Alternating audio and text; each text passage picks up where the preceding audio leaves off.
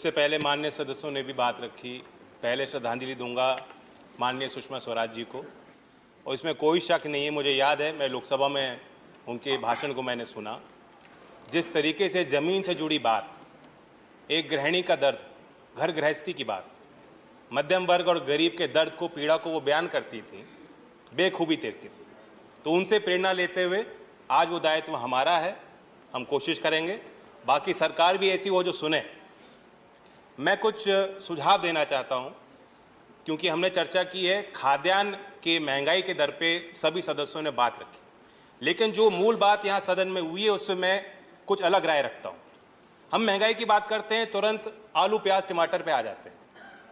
हमने क्या सीमेंट सरिया ईंट की बात की, ट्रैक्टर के भाव की बात की, पंप सेट के भाव कैसे बढ़ गए उनकी बात की, क्या किसान की लागत की हम चर्चा कर पा रहे हैं?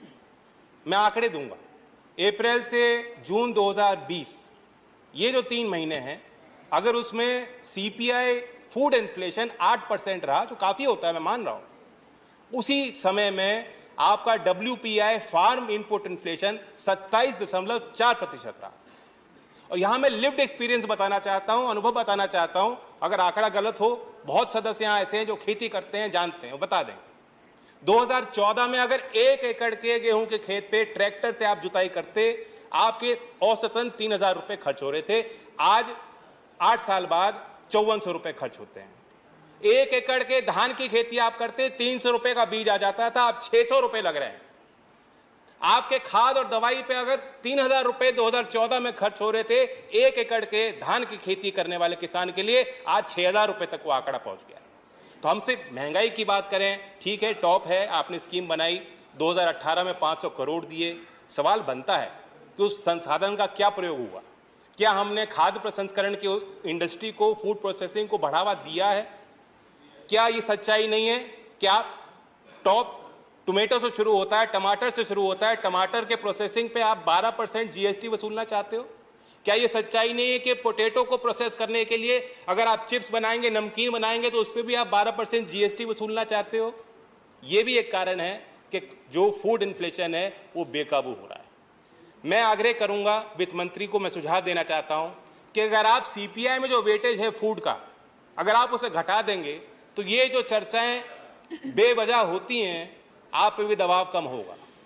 आप तुलना कीजिए, जर्मनी में सीपीआई का वेटेज फूड का क्या है? 8.5%, ब्राजील में 25.5%, चाइना में 19.9%, पाकिस्तान में भी 35% है, हमारे यहाँ 46% है।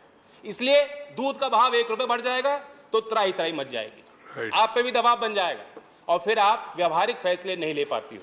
हमने देखा है, दुनिया ने देखा, कॉमर्स मिनिस्ट्री डेलीगेशन तैयार कर रहा था, एक्सटर्नल अफेयर मिनिस्ट्री पीएम को ब्रीफ कर रहे थे, प्रधानमंत्री यूरोप में कह रहे थे कि हम दुनिया का पेट भरेंगे, गेहूं का निर्यात करेंगे, और कुछ ही दिन में आपने निर्यात पर प्रतिबंध लगा दिया। ऐसे फैसले ना हो, इसलिए मेरी मांग है। दूसरी बात, मैं भी अभी कंक्लूड कर रहा हूं, मेरी सहानुभूति है वित्त मंत्री जी के साथ, क्योंकि जब से वो आई हैं वो मजबूर होकर क्राइसिस मैनेजमेंट मोड में उन्होंने काम किया है। लेकिन हमें सिनेरियो प्लानिंग करनी चाहिए, भविष्य की प्लानिंग योजना हमें बनानी होगी। मैं पूछना चाहता हूं, आज मानसून डेफिशिएंसी है उत्तर प्रदेश में, बिहार में, झारखंड में जितनी औसतन बारिश होती थी नहीं हुई। 23% धान की बुआई उत्तर प्रदेश में कम हुई है। क्या वहां के कृषि मंत्री विभाग ने कोई मीटिंग ली है? क्या आपने उनके साथ बैठक ली है? क्या आप उनके साथ बैठक लेंगी? उसका जवाब मैं आपके उत्तर में जानना चाहूंगा। और अंततः जो आम आदमी कहता है उसके पास सारी चीजों का समाधान है। मैं बताना चाहता हूं कि एक आम आदमी ने मुझे कहा कि आप सदन में जा रहे हैं, चर्चा करेंगे, वहां ये समाधान दे दीजिए ना। मैंने पूछा क्या समाधान है? उसने कहा सरल है, ऐसी व्यवस्था बना दो, 5 साल तो सरकार रहेगी इनकी, ऐसी व्यवस्था बना दो कि हर 2-3 महीने में कहीं चुनाव करा दो, और आप देखोगे सरकार डीजल, पेट्रोल, बिजली कोई भी भाव बढ़ने नहीं देगी। राइट, धन्यवाद। राइट। इन्होंने कोई राजनीति किया नहीं, सुझाव दिया, आप उसको स्वीकार करेंगे ना करेंगे?